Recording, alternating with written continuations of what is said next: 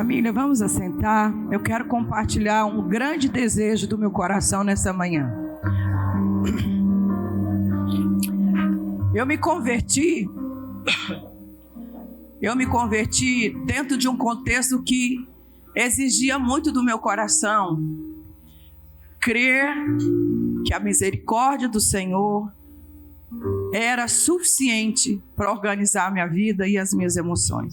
Eu converti vivenciando uma viuvez e depois vivenciando a perda de um filho, depois perdendo dinheiro, E cada coisa que eu ia perdendo, Deus trazia para o meu coração a firme convicção de um plano eterno para a minha vida. Um plano de ganho, um plano de salvação. Hoje eu acordei, nós dormimos muito pouco, eu e o Paulo Júnior, essa noite, e eu acordei assim, muito triste. Nós estamos enfrentando um grande desafio de fé. Nós temos um neto que tem uma doença autoimune, e o Pedro, ele tem muitas restrições, mas uma coisa que não é restrita na vida do Pedro é a alegria que ele tem de viver. Ele é intenso para viver. E o Pedro estava num processo de diminuir as medicações diárias dele. Mas ontem a médica dele disse para a Lídia e para o Renan, infelizmente, a doença do Pedro agravou e nós vamos cuidar do Pedro como se estivéssemos começando do zero. E a Lídia nos ligou, e chorando muito. E isso para uma mãe é muito difícil, a distância.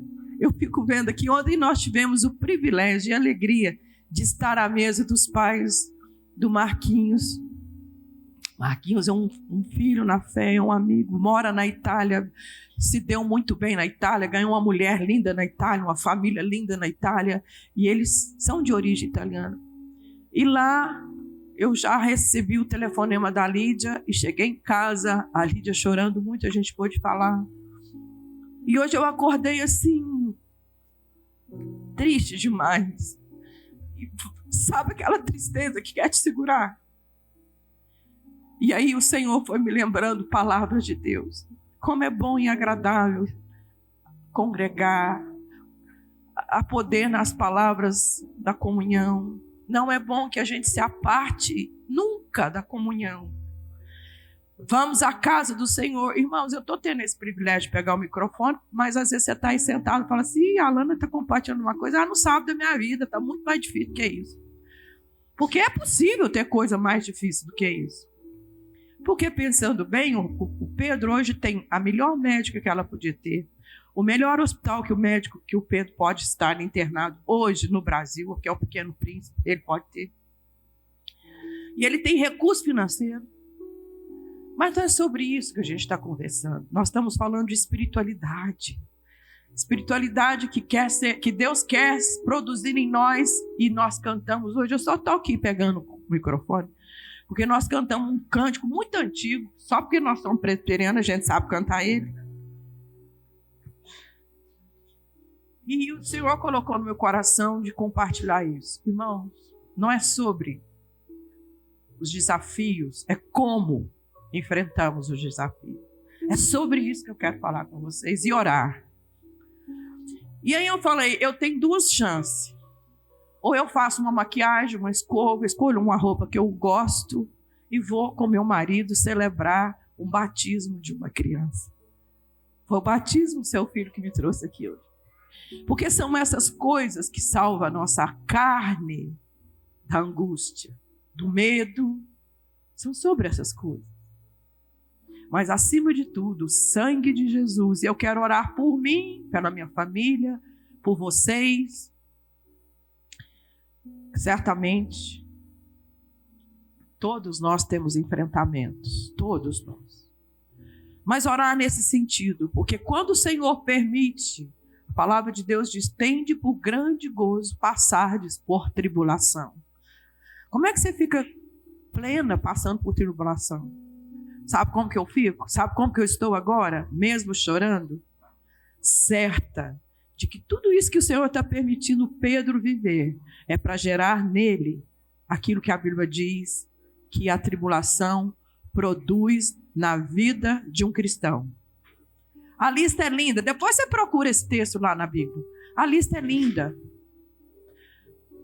Mas o que eu mais busco naquela lista que Paulo aprendeu, porque Paulo carregou o espinho dele na carne até o fim, foi contentamento. Eu não quero perder a graça de ser uma mulher contente em qualquer situação. Contentamento. E Paulo diz que isso é aprendido.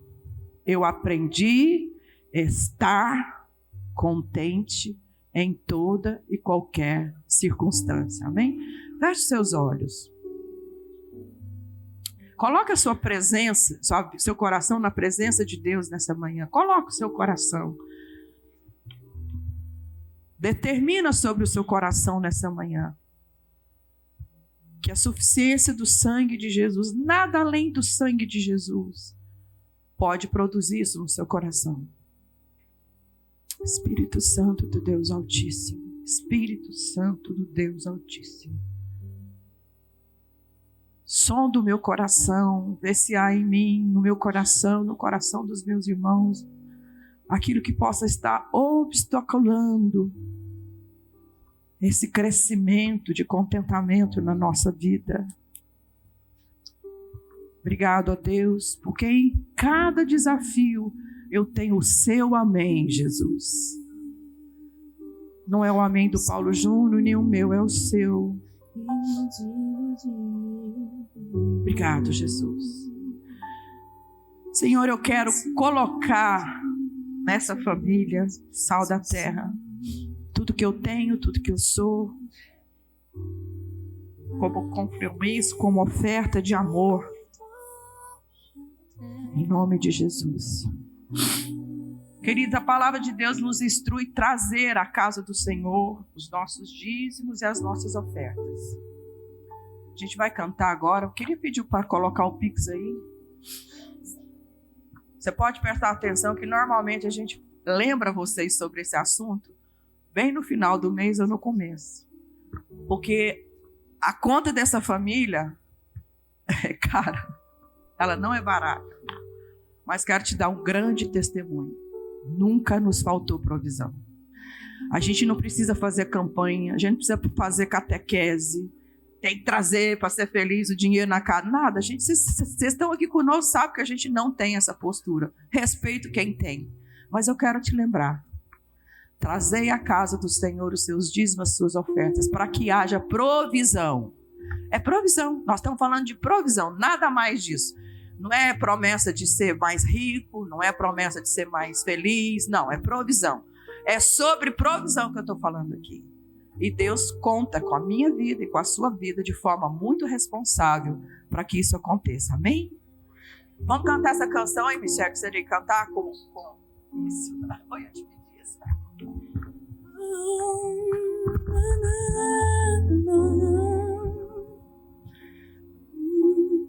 Grande é o Senhor e muito digno de louvor.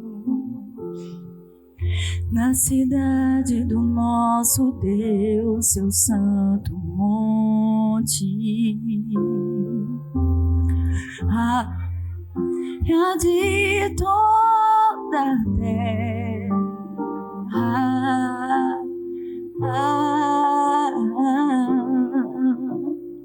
Grande é o Senhor em quem nós temos a vitória e que nos ajuda contra o inimigo. Por isso diante dele nos prostramos.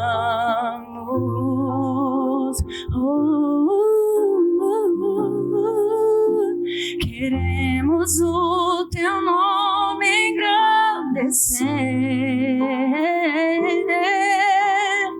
e agradecer-te por tua obra em nossas vidas. Confiamos em teu amor. Pois só tu és o Deus eterno sobre toda a terra e céus.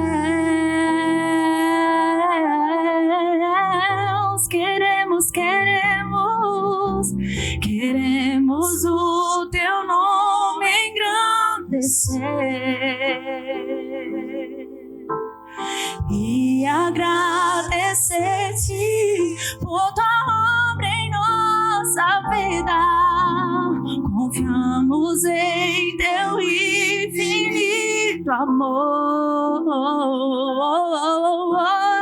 Só tu és o Deus eterno, pois só tu és o Deus eterno sobre toda a terra. Só tu és, pois só tu és o Deus eterno sobre toda a terra. Pois só tu és o Deus eterno sobre toda a terra e céus.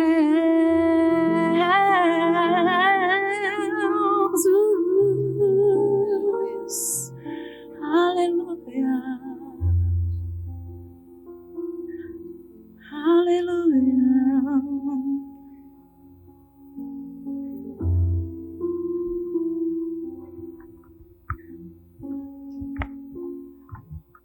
Amém, graças a Deus. A Lana estava compartilhando aqui, né, sobre nosso desafio lá, desafio de todos nós, né, porque cada um tem um desafio em casa. E quando a gente estava orando, né, sobre essa, e declarando sobre essa eternidade de Deus, e agora a gente vai ter um momento de batismo. Nós temos um grande desafio na vida, amados, que é lidar com aquilo que a gente esperava que a vida fosse e a vida que Deus nos apresenta. E a gente não percebe que às vezes a pessoa que a gente tem lá, que a gente está hospedando em casa, recebendo, ela já vai ter tantos desafios na vida, além de ter que lidar com a expectativa que a gente tem do que a gente gostaria que ela fosse.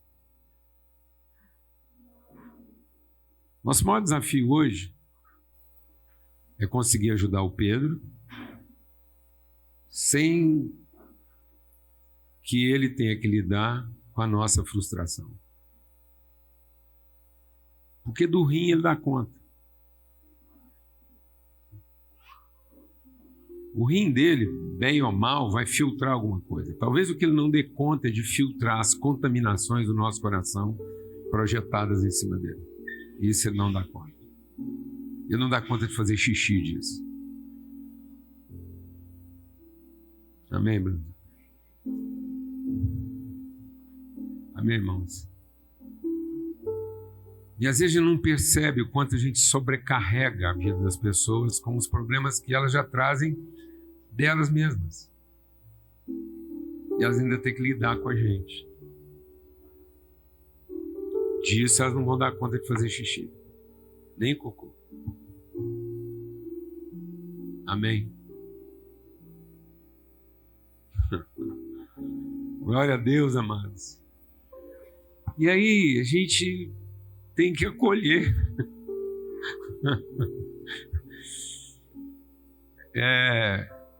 Dois tubarões estavam nadando, o papai tubarão e o neném tubarão. E o menino tubarão estava aprendendo com o papai tubarão como é que a vida funciona. E aí eles viram um cara em cima de uma tabuinha tentando sobreviver. Um náufrago. Aí o bebê tubarão já celebrou o jantar. E foi partindo para cima do náufrago para jantar ele. Aí o papai tubarão segurou ele. Falou, não. Você não vai lá e pega logo a janta. Dá 2 voltinhas em volta dela. Porque essa janta vem com um barrinho dentro dela que é margoso. Aí você dá 2 voltas em volta dele, eles limpam. Aí eles limpam, você come. Porque o barrinho deles é margoso.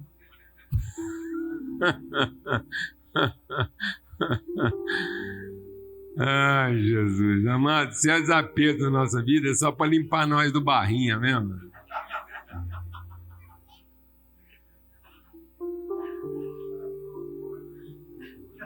Glória a Deus, amado.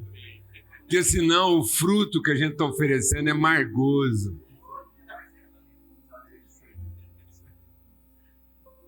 Amém, Lucas? Tem certas coisas, meu filho, que é só para limpar você do barrinho.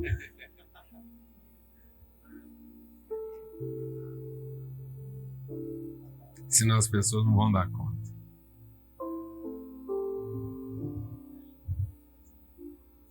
Amém, irmãos?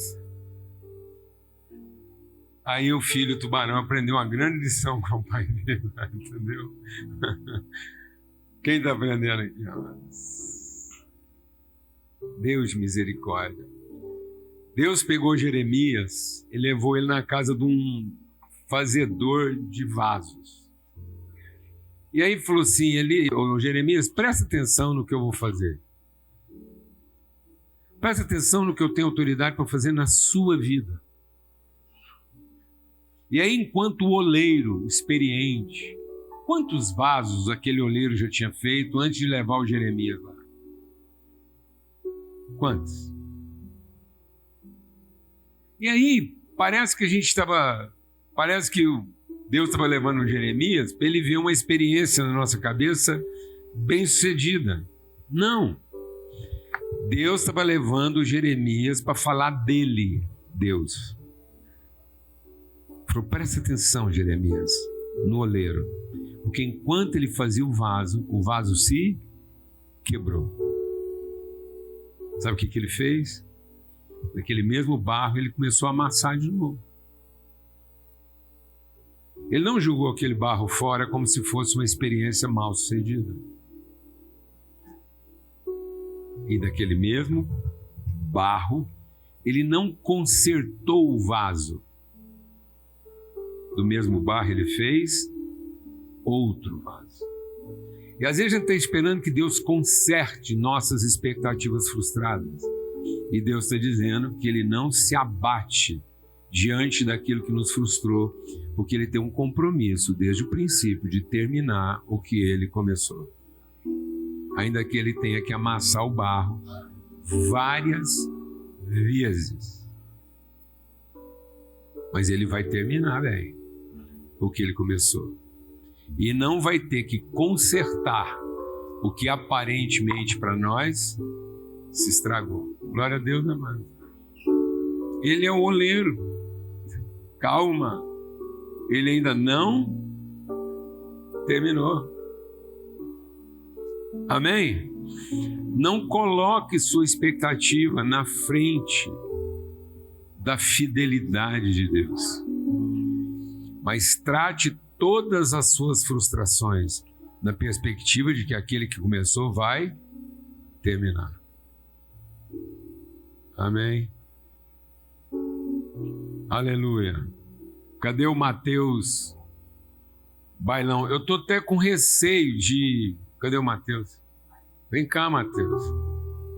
Eu estou até com receio da gente tentar achar outro nome de batismo para o Bailão.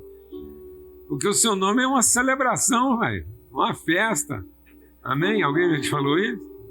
Pois é, rapaz. Viu? Você é o cara do abraço, da dança, né? Não? Da celebração. Vem cá, as testemunhas aqui. Eu estou aqui só convocando. Alguém quer compartilhar alguma coisa aqui? Você quer? Que, além do... Vou lembrar aqui da família aqui, que não só o batismo, mas também o envio dele, né? Agora ele vai passar uma temporada na França, então sopra muito com um propósito muito forte, assim, que a gente está compartilhando como comunidade aqui. Os pais dele estão aqui? Vem cá, ué. Quando eu cheguei aqui, seus pais estavam saindo da farmácia. Eu não sei se estavam comprando remédio para você ou para eles, por causa do seu batismo. Ah, por causa da sua vovó, cadê a vovó dele? Vem cá, ué. Acho que a emoção era muito forte, né? Vem cá. Sua irmã? Vem cá. Vamos participar, a família toda está reunida aqui. Glória a Deus. Fala para nós o que está te levando lá para a França. Eu faço engenharia na UFG, aí eu recebi uma bolsa de estudo para ir para a França. Aí eu tô indo agora, vou ficar 2 anos lá. Ó, compartilhar uma coisa com vocês. Um aprendizado aqui para a gente poder enviar o Mateus assim na autoridade. Lá na Europa, a gente tem 4 parentes nossos, latinos. Então, o brasileiro, quando ele chega na Europa, ele encontra 4 tios latinos. Um deles é o português. O tio português, aprende essa, Mateus, que ele já morou lá, convive com o povo lá, para você entender o desafio que você vai enfrentar lá. O tio português é aquele tio velho, ranzinza, que implica com tudo que você faz. Você tem um tio assim na sua família que você chega, todo mundo tem, talvez não conheceu ainda não, mas tem. Você chega na casa dele, ele implica com você, fala tudo que você tem que fazer, o que está certo, o que está errado, quanto você tem que comer. Mas é o seguinte, da hora que você chega até a hora que você vai embora, ele não quer que você vá embora, apesar de implicar com você o tempo todo. Entendeu? O espanhol é o mesmo tio, é da mesma substância, é parente igual, implica do mesmo jeito. E da hora que você chega, ele não vê a hora de você ir embora. O português não, ele não quer que você vá. O espanhol está ali contando as horas para ver que uma hora que a visita vai acabar. O italiano, porque é o latino lá de Roma, e como ele foi nascido em Roma, ele tem a ideia assim meio de que poderoso e tal, e ele rodou muito. Ele não sabe direito de quem que você é filho, tá entendendo? Pode ser de um tio que rodou, pode ser de uma tia que fez uma extravagância, ou pode até ser dele mesmo, que ele não sabe. Um dia pode ser que ele estava lá viajando, então ele não tem muita certeza de onde é que você está vindo. Então o italiano, você deve ser parente mesmo, senta aí, desfruta, e você não precisa nem avisar que hora que você está chegando, nem que hora que você vai embora, é para todo mundo. Entendeu? É assim que o italiano recebe você. Mas você vai indo para a França, e a França é o seguinte, é um tio sofisticado, que o tempo todo que você estiver lá, ele vai estar se perguntando por que é que você veio. Então você vai enfrentar esse grande desafio. Ele sabe que você é filho, ele não pode dizer que você não é, ele sabe que você tem autoridade para estar lá. Muitas vezes ele vai ficar constrangido de perceber que você sabe tanto quanto ou até mais. Mas ele tem um senso de reserva, então você não se intimida. Você não tem que pedir autorização para estar lá. Você está indo para lá, para uma casa que é sua. E para ensinar pessoas queridas suas, da sua família, que talvez estavam pensando que não precisavam de você e vão ficar surpreendidos que no fundo precisavam. Então você vai encontrar uma resistência inicial. A ideia de que você não sabe tanto quanto, que você não pode tanto quanto, que eles sabem, chegaram lá, mas isso não é dolo. Se alguém aqui tem uma relação com a França, sabe exatamente o que eu estou falando. E aí eles precisam de alguém que seja firme, que tenha os pés calcados na autoridade. Amém? Exatamente. Pensa bem. Viu? Maravilha. Vamos lá? Chega aqui. Vamos pôr mais um pouquinho. Mateus, nós te batizamos em nome do Pai, do Filho e do Espírito Santo de Deus. O seu nome é autoridade. Deus te levantou numa atitude de autoridade. O que Deus coloca no meu coração é que você fala com autoridade e você fica em silêncio com autoridade. Deus vai trabalhar nesse tempo seu lá na França uma coisa que talvez aqui no Brasil não fez tanto sentido quanto vai fazer lá. Às vezes que o seu silêncio vai falar tanto quanto ou até mais do que aquilo que você diz. Porque você está indo para um lugar que as pessoas elas ficam intrigadas com o silêncio. E às vezes vai ser o seu silêncio que vai fazer elas ficarem perturbadas a ponto de querer finalmente ouvir o que você tem para dizer. No nome de Cristo Jesus, Senhor. Amém. Graças a Deus. Aleluia. Amém. Amém.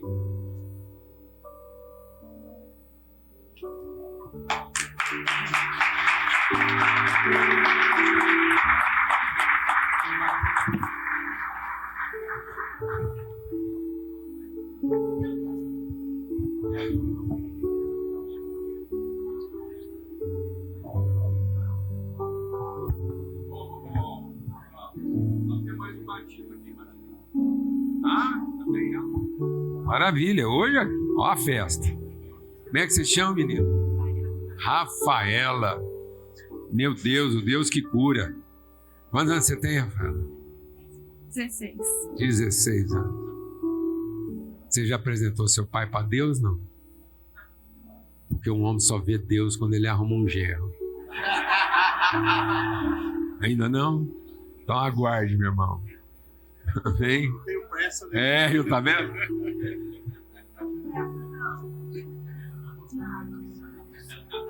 Rafaela, o seu nome é testemunho.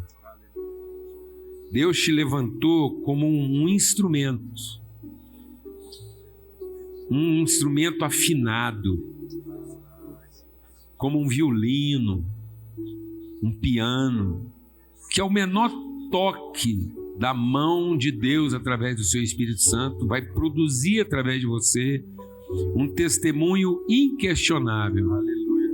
Um testemunho evidente da graça de Deus que repousa sobre a sua vida. No nome de Cristo Jesus, o Senhor. Amém. Aleluia. Graças a Deus. Vem cá, Felipe. Família toda do Felipe está aqui.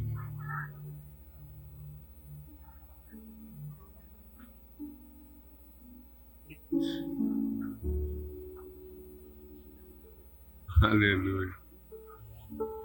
Ô, gente, vamos aplaudir a Deus pela vida do Felipe. Porque o Felipe vai continuar sendo esse menino que com um pouquinho de esforço traz esse tanto de gente para a presença do Senhor, de manhã cedinho. E ele é bom, porque esse povo acordou, deve ter acordado hoje umas 6 horas da manhã para poder estar arrumado desse jeito às 9h30, não é não? Não é? Porque umas mulheres dessas 9 horas da manhã arrumadas, você não pegou lá para 6, não. Parabéns, Felipe.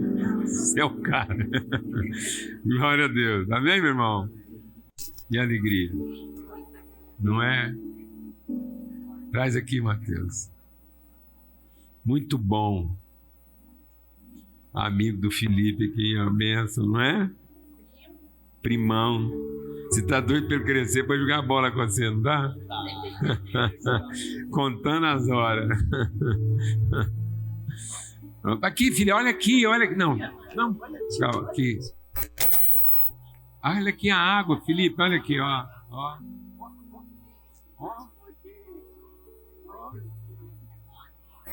Pronto.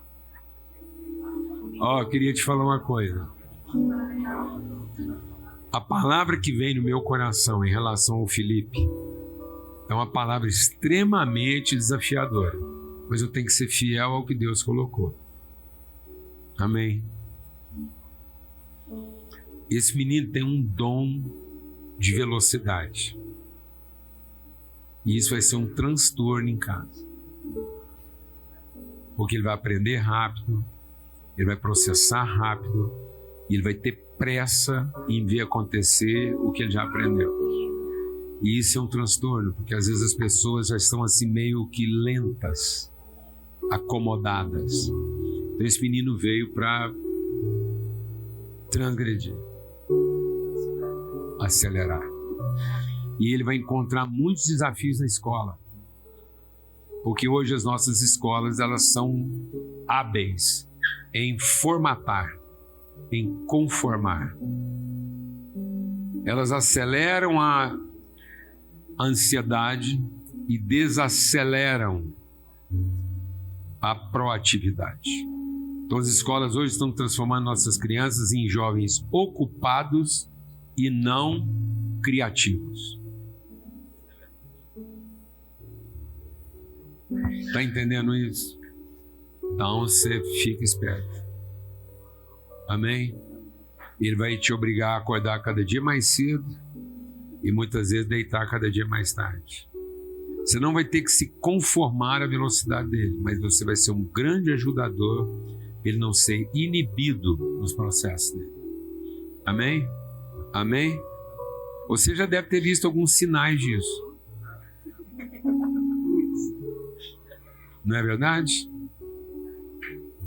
Ele surpreende com a iniciativa dele. Então, vocês... é isso aí. Não é, vó? Você é a vovó dele? Você já percebeu, né? Exatamente.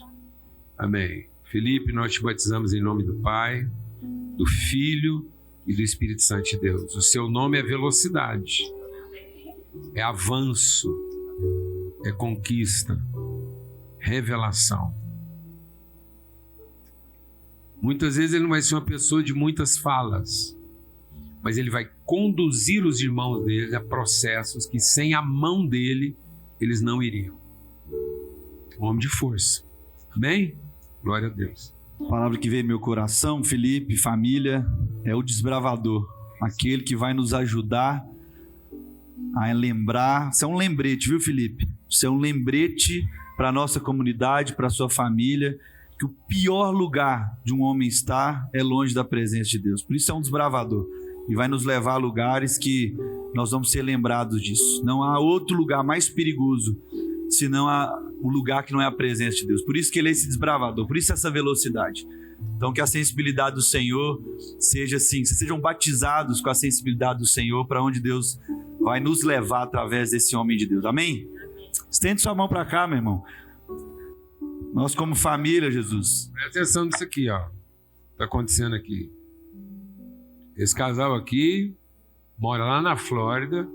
Logicamente que houve uma combinação de agenda, mas ele está dizendo, viemos especialmente para estar aqui testemunhando esse empenho, esse esforço de cooperar com a casa em favor do Felipe. Não foi isso? Exatamente. Amém. Graças a Deus. O homem movimenta.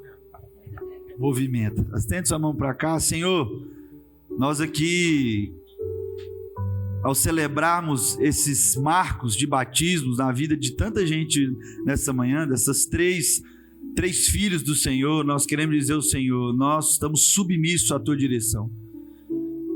Em nome de Jesus, e através desse batismo do Felipe, nós queremos ser, Deus, ensinados, relembrados, para que haja esperança nessa manhã na nossa vida. Que o Felipe, as nossas crianças, os nossos jovens, que a nossa comunidade seja lembrada da velocidade, seja lembrado, Jesus, que o pior lugar para um homem estar é fora do lugar que o Senhor nos chamou para estar. Que o Senhor não desacelere os processos, mas nos leve aos lugares que o Senhor quer nos levar, em nome de Jesus. Amém. Amém. Graças a Deus. Benção, viu? Uma honra. Privilégio. Valeu. Valeu.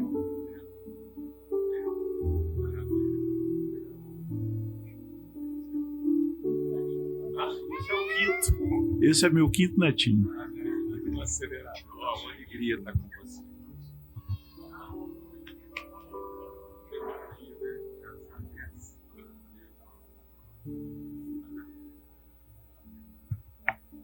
Vamos lá?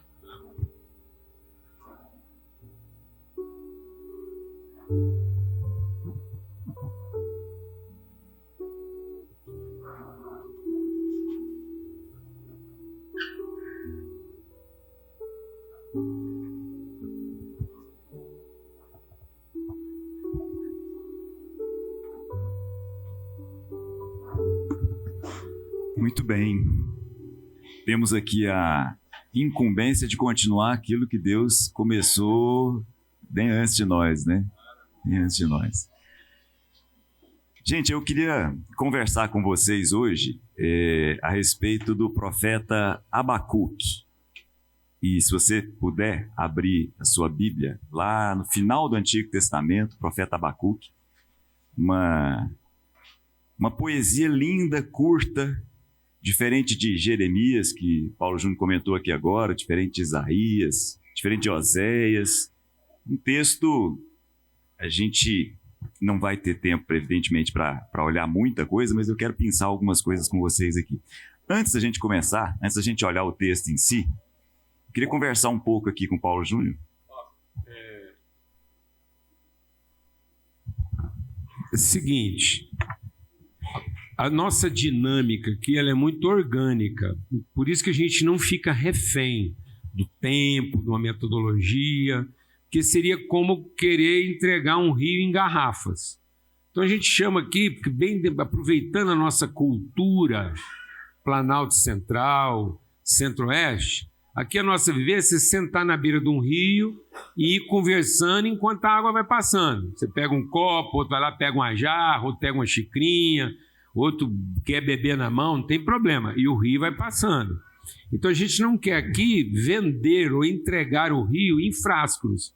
A gente quer uma vivência de família, onde todo mundo senta e o rio está lá e todo mundo vai se alimentando e bebendo e sendo formado disso. Por isso, quando a gente às vezes tem uma dinâmica de tempo na primeira reunião, ela continua na segunda. Nunca é uma coisa totalmente desconectada. Depois você acessa lá na internet, você vai lá no YouTube, você pega o conteúdo todo. Então não fica aqui apreensivo com... Entendeu? Porque uma coisa que... Às vezes uma coisa que a gente veio compartilhar lá, ela é na sequência do que foi aqui. Às vezes uma coisa que a gente fez aqui só vai ser melhor. Amém, Cláudio? Eu acho que vale essa... Amém. Por causa do tempo, para as pessoas não ficarem preocupadas de que o tempo está curto, não deu. Não. Pega tudo isso numa perspectiva dinâmica e contínua, tá bom? E não há uma preocupação em exaurir absolutamente nada. Nada, nenhum assunto. Mas quando nós chegamos mais cedo aqui, a gente estava conversando, você e eu ali, você estava comentando a respeito da sua live hoje pela manhã, né?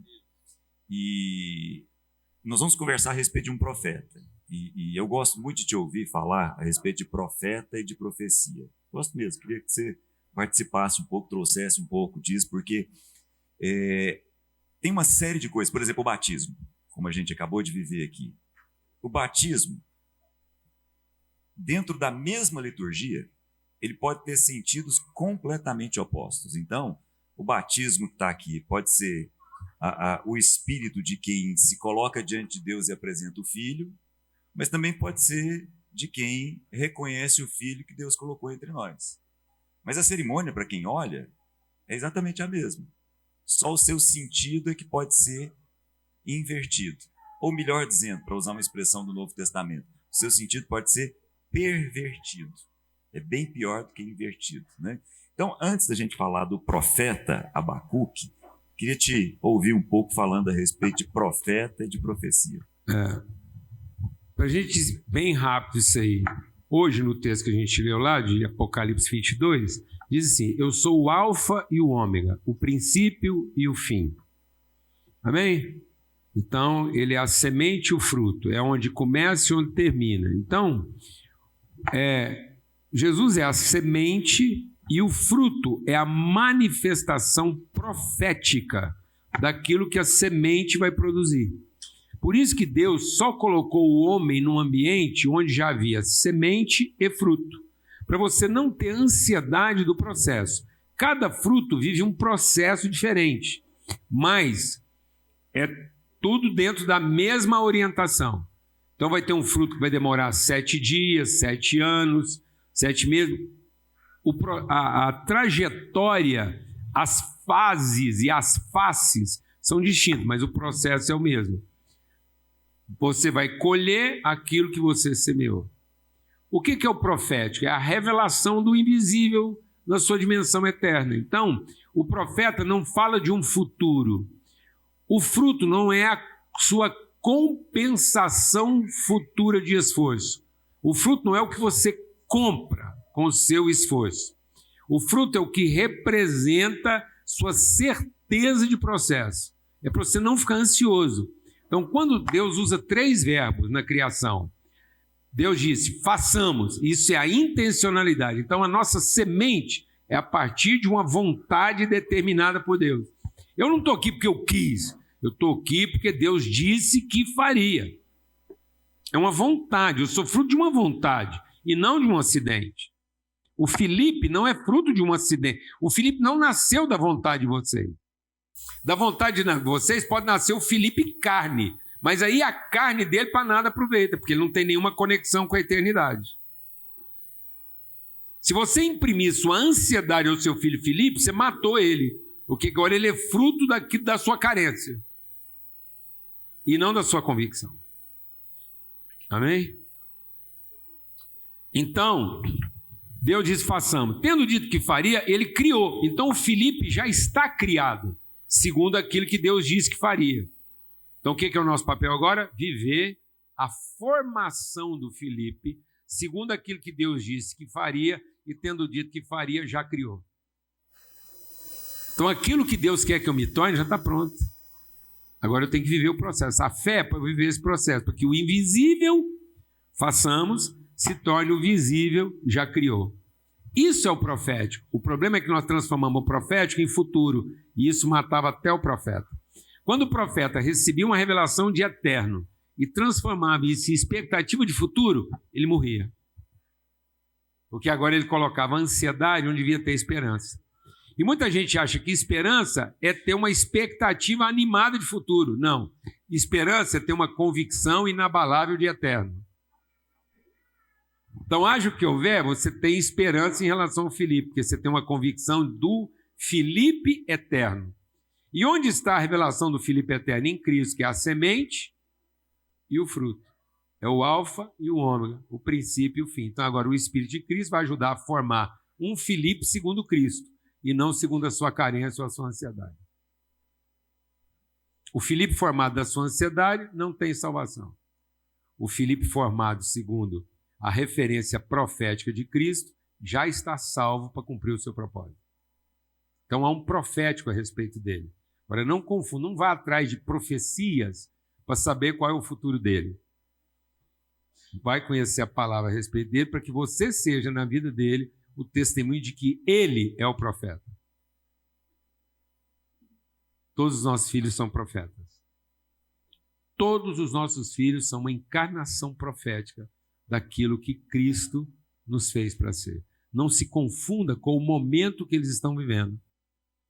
Haja o que houver, você pode ter dúvidas, mas não duvide. Porque quando você duvida, você está imprimindo a sua ansiedade futura.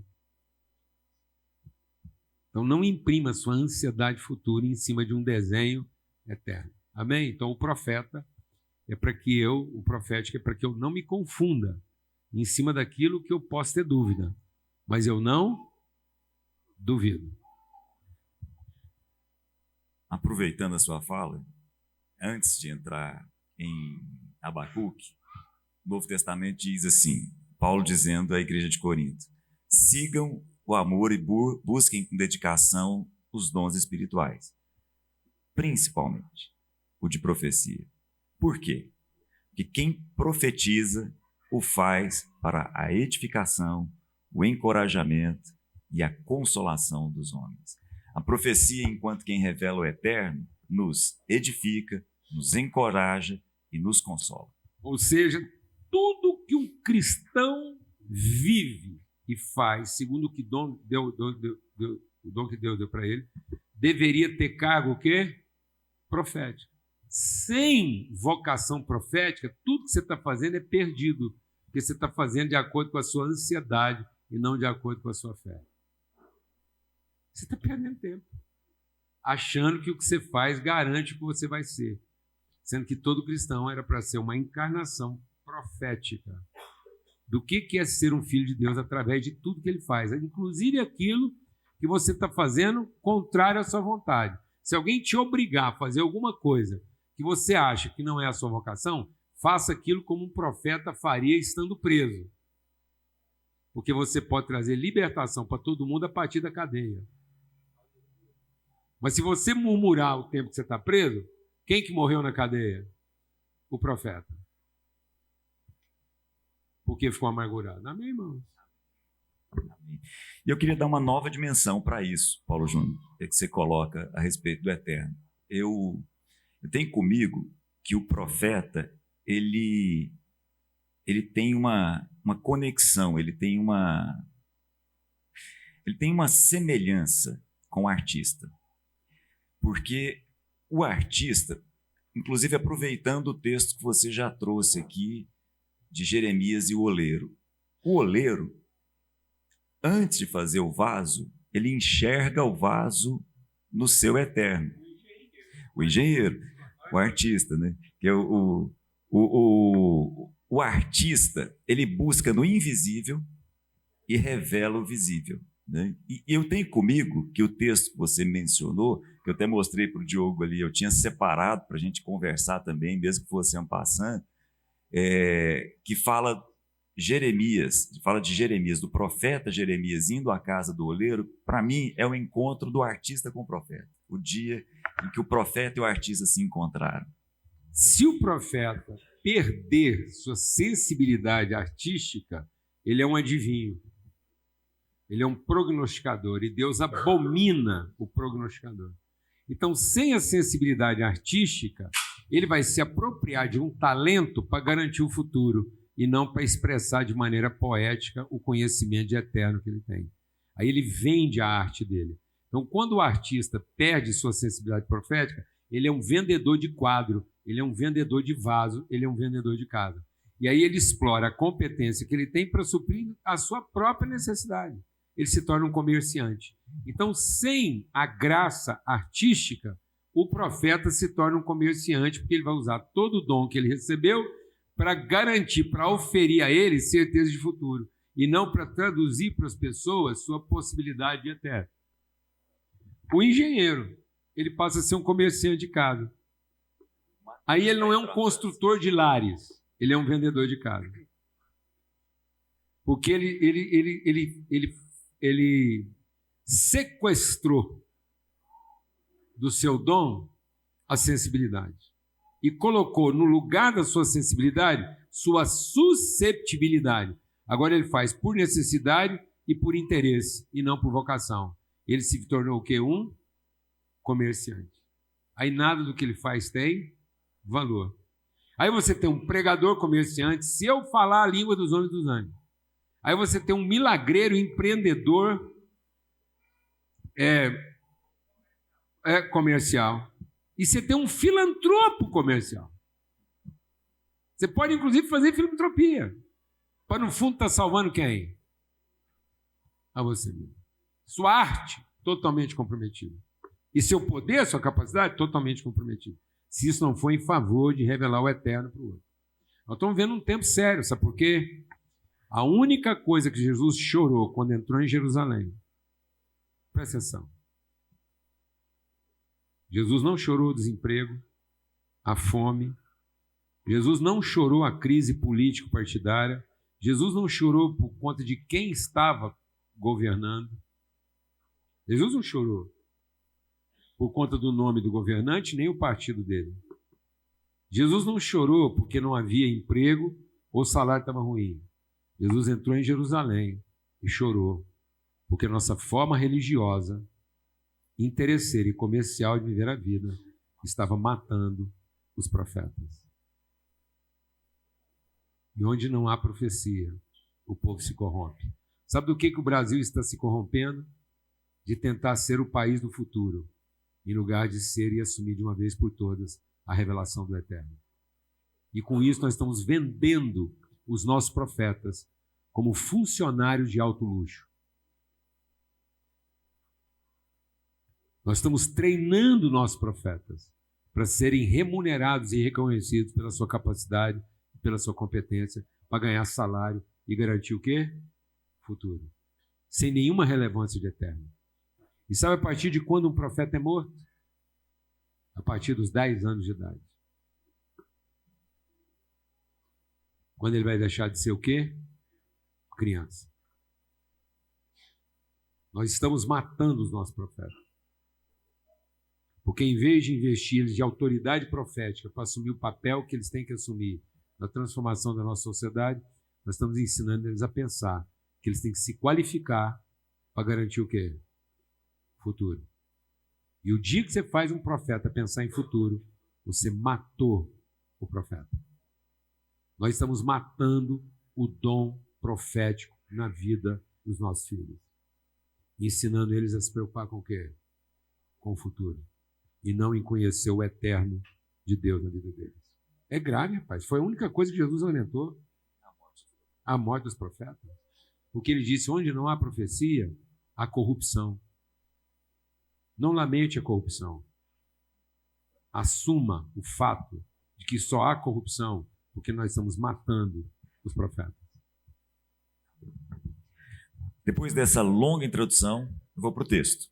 Que aí fica bem mais fácil da gente ir para o texto depois de fazer o que nós fizemos aqui. Agora fica bem mais tranquilo. Então vamos lá, Abacuque, capítulo 1, que começa dizendo: advertência revelada ao profeta Abacuque. E aqui eu queria colocar algumas coisinhas muito rápidas.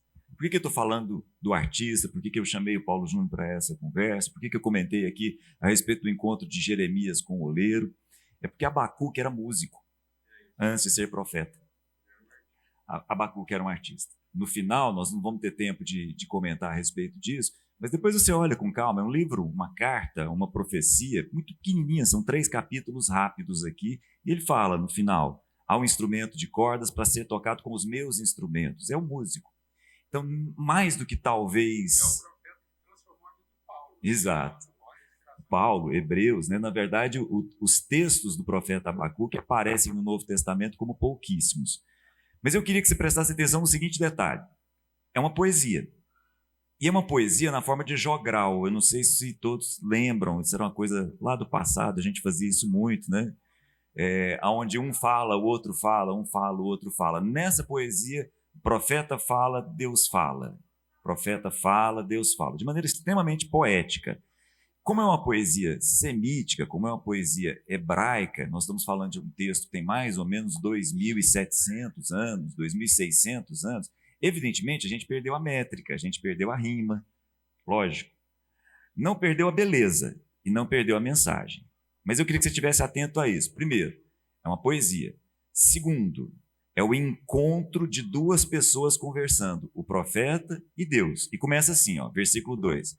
Até quando, Senhor, clamarei por socorro sem que tu ouças? Até quando gritarei a ti violência sem que traga salvação? Por que me fazes ver a injustiça? Por que toleras a maldade? A destruição e a violência estão diante de mim. Há lutas e o conflito se levanta. Por isso a lei se enfraquece, a justiça nunca prevalece, os ímpios cercam os justos e a justiça é pervertida. Então, eu não vou continuar, vou parar aqui. Só quero dizer que o profeta se levanta diante de Deus com coragem, fala assim, e aí, Deus? Não vai fazer nada? Vai deixar isso tudo acontecer? O momento em que o profeta vive é um momento contemporâneo a Jeremias, onde a Babilônia cresce como império, cerca a cidade e o povo de Israel está vivendo uma situação muito difícil. Mas o pior não era isso. O pior é que o próprio povo estava corrompido. Então, nesse momento em que a Babilônia cresce e o reino de Judá diminui, eles viviam muita perversão da justiça. Os ricos, mais do que nunca, exploravam os pobres. Vocês vejam que situação. Mais do que nunca, numa situação difícil, a justiça desaparece dentro do próprio povo. Não estou falando dos que vêm de fora. Temos que fazer uma observação na crise do Abacuque para entender por que cada vez mais a ansiedade e a depressão estão se tornando um problema social gravíssimo. A América, que é o nosso modelo sociocultural mais influente, é o campeão mundial de depressão. E o Brasil hoje é o maior índice de ansiedade. E o Brasil já é 5º em depressão. Na América Latina, o Brasil é o campeão de depressão. 5º no mundo em depressão, 1º em ansiedade. É o seguinte, todo profeta ele é potencialmente depressivo. Por isso que todo profeta vai entrar numa crise grave entre o que ele está vendo e o que Deus mostrou para ele.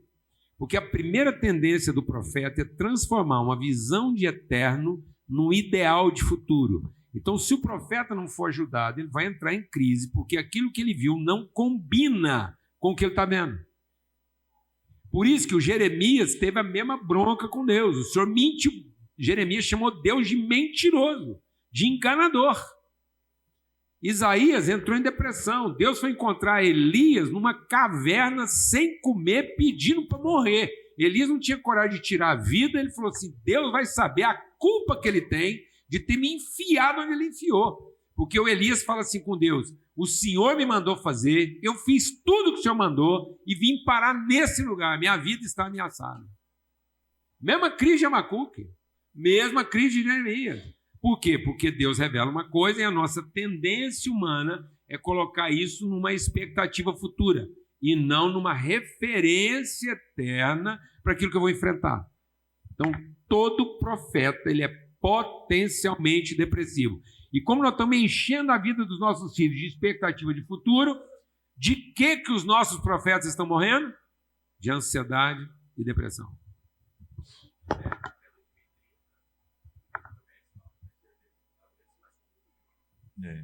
É isso. Tem que falar. É a formação dele, é o que ele trabalha. Não, até 2030 a OMS espera que a depressão seja a doença mais comum do mundo, né? Não é 2030, não, amados. É daqui 5 anos. Sabe o que quer dizer 5 anos? Quer dizer que o Felipe vai estar com menos de 10. Entendeu ou não? Muito bem. Então o profeta tem coragem de chegar diante de Deus e reclamar, falar: puxa, a justiça está pervertida. E Deus responde. Como é que é a resposta de Deus? Abacuque, olhe entre as nações e contemple-as. Fique atônito e pasme.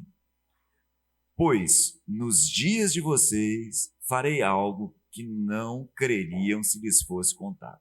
Então preste atenção nisso. O profeta chega diante de Deus e fala assim: tá ruim, o senhor não vai fazer nada não? Deus fala: vou fazer. Vou fazer o seguinte, versículo 6. Estou trazendo os babilônios, nação cruel e impetuosa, que marcha por toda a extensão da terra para apoderar-se de moradias que não lhes pertencem. É uma nação apavorante e temível, que cria a sua própria justiça e promove a sua própria honra. Então é o seguinte: Deus, o senhor não vai fazer nada não? Vou piorar. Vou piorar bem as coisas. E muito. Deus vai aumentar o nosso grau de frustração. Porque se não houver absoluta frustração das expectativas criadas a partir das nossas carências, não tem cura. Então, o senhor não vai fazer nada? Vou fazer. Só não é o que você queria. Eu vou fazer. Vou levantar o pior povo da terra para tomar conta das casas de vocês, que não são casas deles. Vou trazer eles aí. E a poesia continua. Aí o profeta volta e lembra, um jogral. Um fala, o outro fala. Aí o profeta levanta e fala: Senhor, versículo 12, o Senhor é desde a eternidade. Meu Deus, meu santo, não morreremos? Senhor, tu designaste essa nação para executar juízo, ó rocha, determinaste que aplicasse ela o castigo. Os teus olhos são tão puros que não suportam ver o mal, não podes tolerar a maldade, então por que toleras os traidores?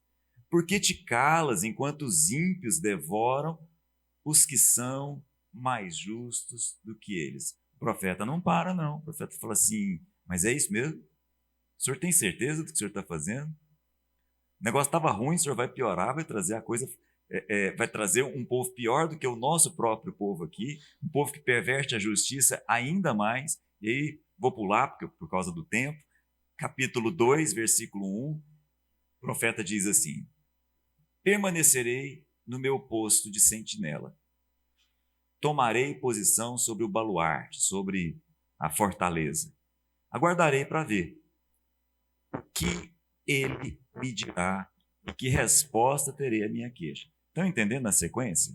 O profeta reclama, Deus fala. Aí o profeta questiona o que Deus fala. E agora Deus vai falar de novo. Então o Senhor me respondeu. O Senhor me respondeu. Abacuque, escreva claramente a visão em tábuas, para que se leia facilmente.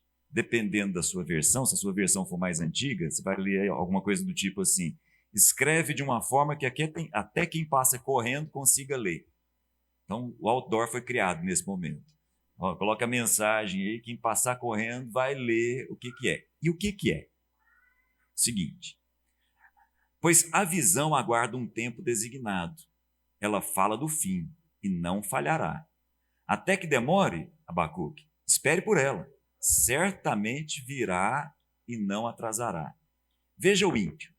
O ímpio está envaidecido, os seus desejos não são bons. Na versão mais ao pé da letra diz assim: o ímpio, esse povo que vai vir aí, que eu estou trazendo, ele varia, ele não para no lugar. Mas o justo vive por sua fé. Esse é o texto que marca a escrita de Paulo, marca a escrita da carta aos Hebreus. Na carta aos Hebreus, para quem não sabe, o escritor da carta escreve para uma turma que está passando por um momento muito difícil e não está entendendo absolutamente nada. Aí o escritor da carta aos Hebreus diz assim: volta lá atrás e presta atenção no texto. O meu justo vive pela fé. Que detalhe: se retroceder, eu não tenho prazer nele. É o texto de Hebreus. Esse é um texto importante. Esse é um texto que é profundo em nos dizer o seguinte: existem duas maneiras de olhar para a vida. Uma como quem olha a vida a partir das circunstâncias, e outra como quem olha a vida e se coloca nas mãos de Deus semelhante ao barro na mão do oleiro e se permite ser transformado. Eu vou repetir. Existe um tipo de fé que Jesus chamava de fé pequena, fé menor, que é aquela que pede por salvação quando as coisas estão difíceis. Então, por exemplo, se você der uma olhada lá no Novo Testamento, você vai perceber duas circunstâncias muito parecidas, muito particulares e muito profundas em ensino. Num determinado momento, os discípulos estão no barco com Jesus e Jesus está dormindo. Tenho certeza que vocês lembram disso. Tenho absoluta certeza que vocês lembram desse episódio.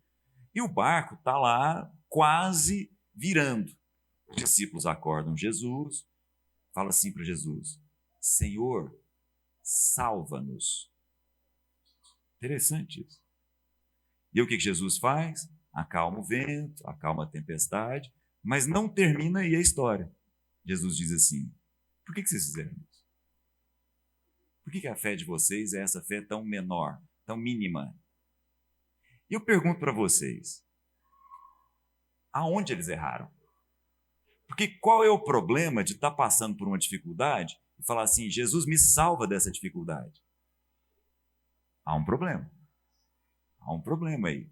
Mais adiante, com eles um tanto quanto mais amadurecidos, eles estão no barco de novo. E aí Jesus vem andando sobre as águas, num dia em que o vento era contrário, lembrando que a maior parte deles era de pescadores, o povo acha que é um fantasma, vocês lembram desse texto?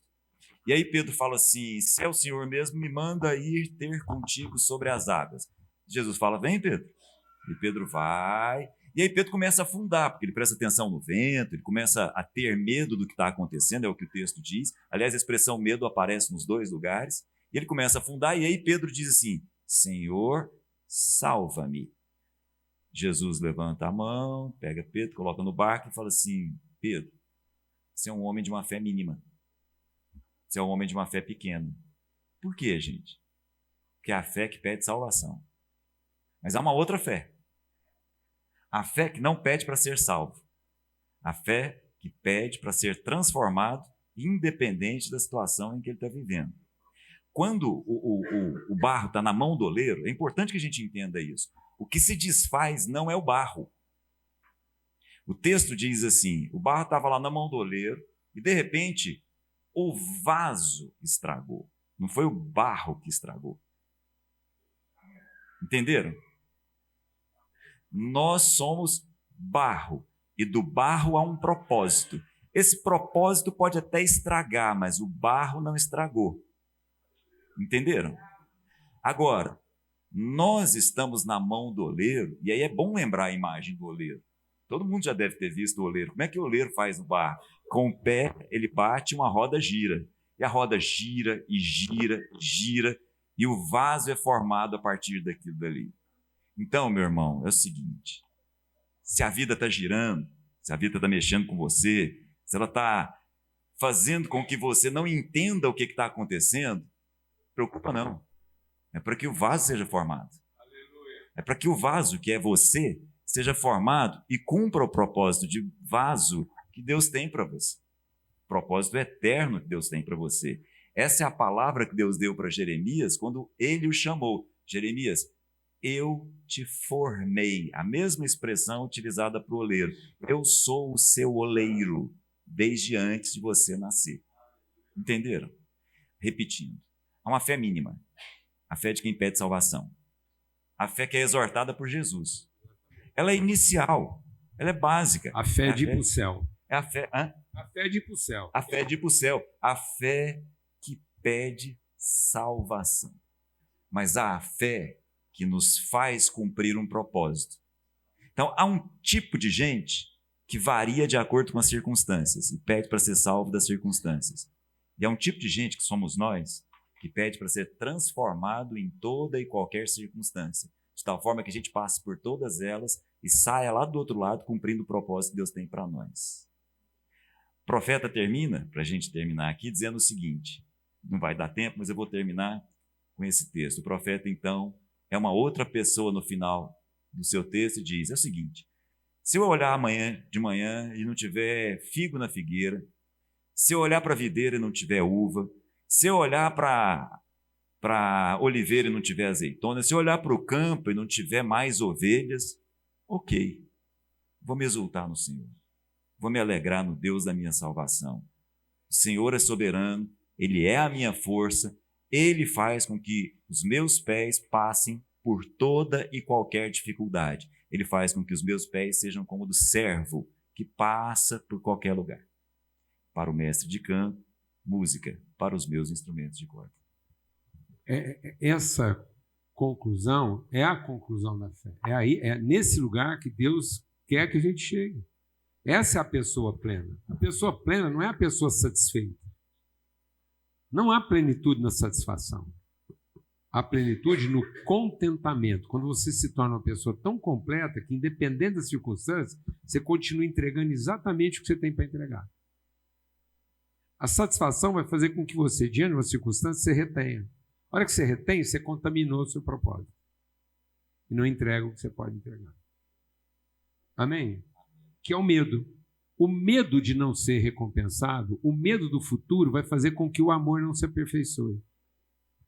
Essa resistência que faz com que o vaso se quebre. Então, quando a gente resiste à manipulação. Então, você não vai ser o vaso se você não for o quê? Manipulado. E como é dolorido para a gente saber que Deus manipula. Deus manipula, Ele molda, Ele pressiona. É uma manipulação. Aí com medo resiste. A hora que resiste, quebra. Tem que voltar lá atrás. Você amassar de novo. Amém, amado?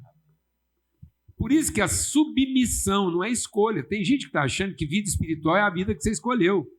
Nada é mais anticristo do que escolher a vida que você escolheu. A escolha é anticristo. A submissão é Cristo. E aí eu quero que Deus aprove a vida que eu escolhi, porque eu não quero entrar com coragem na vida que Ele preparou. Meu Deus! Por isso, Cláudio, eu creio que na primeira parte aqui, agora falando como engenheiro, o que você planejou já está criado, na cabeça do consultor já está criado, na cabeça. O artista começa o quadro e ele viu como é que ele vai ficar. Então você não apavora com o artista, não, assim, ele está louco. Não, ele viu como é que vai ficar. Ainda que para você, no meio do processo, não faça sentido. Presta atenção. Por isso que Deus não tem dificuldade com quem se desvia. Deus tem toda dificuldade com quem retrocede. Há mais esperança para um desviado do que para um rebelde ao seu propósito. Uma coisa é na sua ignorância você pegar um desvio. Outra coisa é na sua resistência você tentar provar o contrário. Então Deus não lida com a rebeldia, mas ele lida com a ignorância. O rebelde, ele resiste. Porque às vezes você acha que você é um ignorante, e não é. Quando você começa a argumentar para provar que é do seu jeito que vai funcionar, você não é mais um ignorante, você é um rebelde. Você está tentando provar para Deus que ele errou com você e que agora você vai mostrar para ele como é que você de fato tinha que ter sido feito. Isso não é ignorância. Isso é incredulidade. A incredulidade não é uma ausência de fé. A incredulidade é uma crença tão forte que inibe qualquer tipo de fé. Então o incrédulo é um crente. É um crente nele mesmo. E no Deus que ele criou. Na imagem que ele fez de si próprio. Seja na empresa, seja em qualquer área que for. Ele não aceita que a mão de Deus o modele. Ele quer provar para Deus que é a discussão do profeta. Então ele é um profeta corrompido, porque ele tem o dom. Ele tem o dom profético. Então ele não está de todo errado, porque ele vê alguma coisa conforme o dom que Deus deu. Só que em vez de ele ajustar aquilo que ele está vendo aos processos de Deus, ele agora se apropria da sua visão profética, como quem vai agora discutir com Deus que ele é que está errado, como Abacuque fez, Elias fez, Jeremias fez, Pedro fez. Está claro ou não, mano? Por isso que Deus fala assim, você pode desviar, mas se você retroceder, minha alma não tem prazer em você. Então há mais esperança para um pagão do que para um crente. Por isso que Jesus falou assim, não pegue o ignorante e transforme ele num prosélito, porque o prosélito é 2 vezes pior de ajudar do que um ignorante. E hoje a religião está enchendo o mundo de quê? De prosélitos, de pessoas religiosas que estão reunidas para provar para Deus que a única coisa que Deus tem que fazer ao amanhecer é sair abençoando todos os crentes que pagaram a conta. E ninguém quer aprender, só quer ser reconhecido. Na sua doutrina, seja ela qual for. Cuidado, que agora eu vou te explicar como engenheiro. Vem cá, Bruno e Mateus. Fica lá. O Mateus. O alfa, meu ponto de origem. E o ômega, minha perspectiva de chegada. Então aqui eu carrego uma semente e lá a certeza de quem eu vou me tornar. E eu estou a meio caminho disso. Então eu estou aqui num ponto intermediário. Amém? Entre aquilo que me gerou e aquilo que Deus me fez para ser.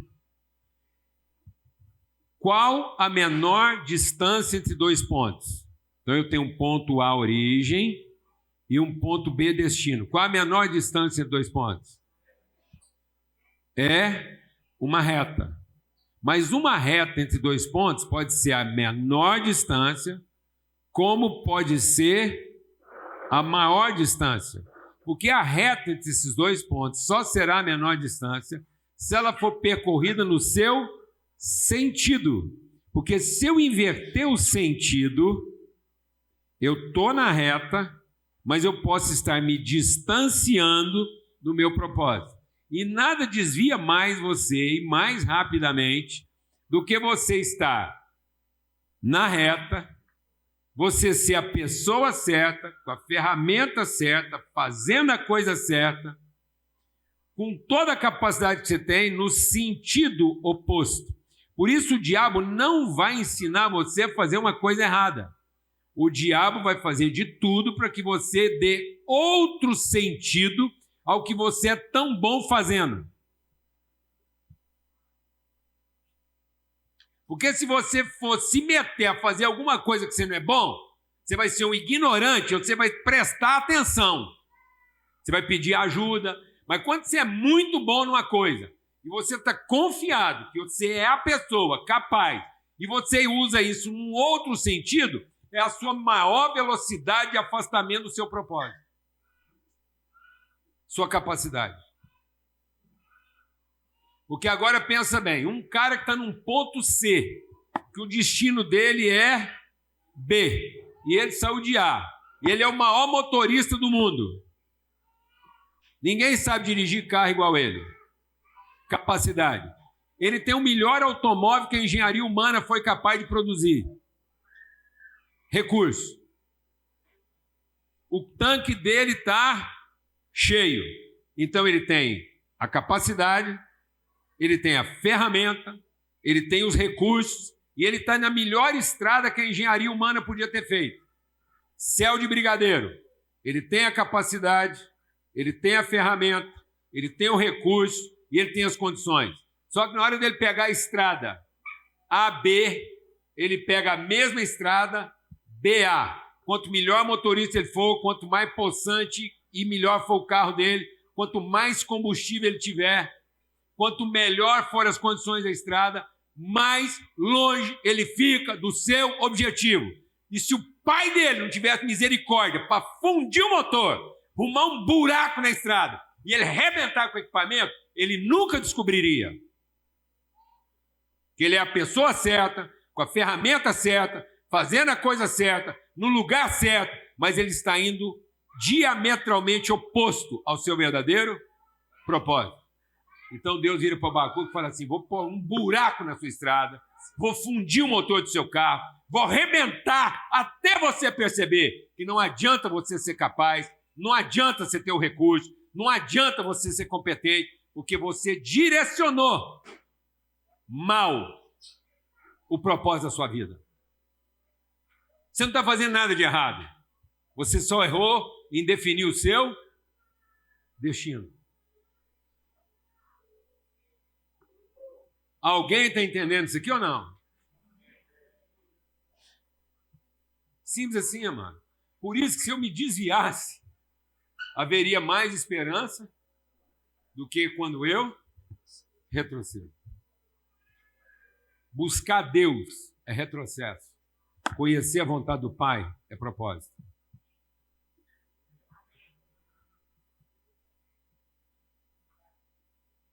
Glória a Deus, amado. Uma boa semana para todos. Amém? Amém. Vamos em paz. Aleluia.